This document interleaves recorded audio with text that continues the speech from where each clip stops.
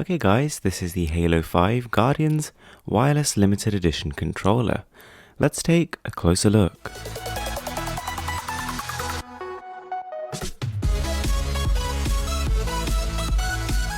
So just before we start this video, I'd like to make a quick shout out to Fusion.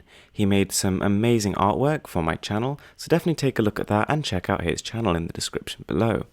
So moving on to the Xbox One controller.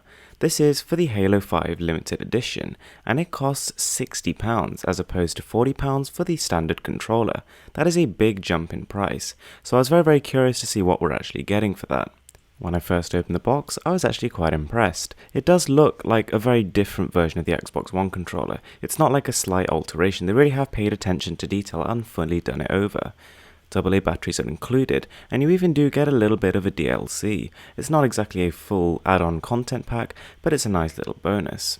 I can imagine when people spend about 50% more to buy a limited edition controller, they would be expecting some sort of increase in build quality, but I can assure you that hasn't occurred at all. In terms of materials, this thing is basically identical.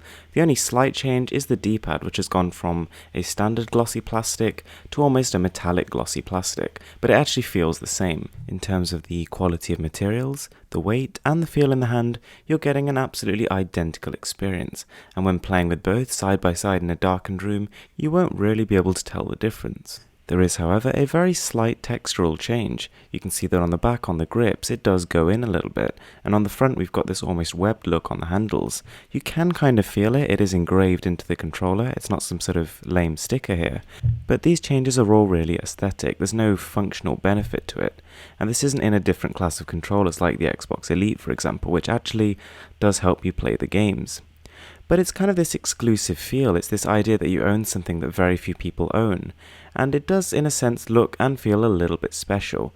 When you actually see it for the first time or when you show it to your friends, they're all quite surprised, they're taken aback. And when you're playing a 4-player game and there's one of these controllers, everyone's almost fighting over it. So in conclusion, this is a great controller. I mean, the Xbox One really does have a very nice controller. It evolved from the already fantastic Xbox 360 controller. But as for actually spending an extra 50% just to buy this, I would say it's only really worth it for the die-hard Halo fans.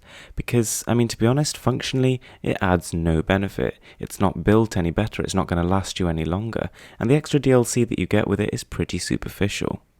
Anyway guys, that's it from me. Thanks a lot for watching. I'm Mrwhosetheboss, and this is Insanely Cool Tech.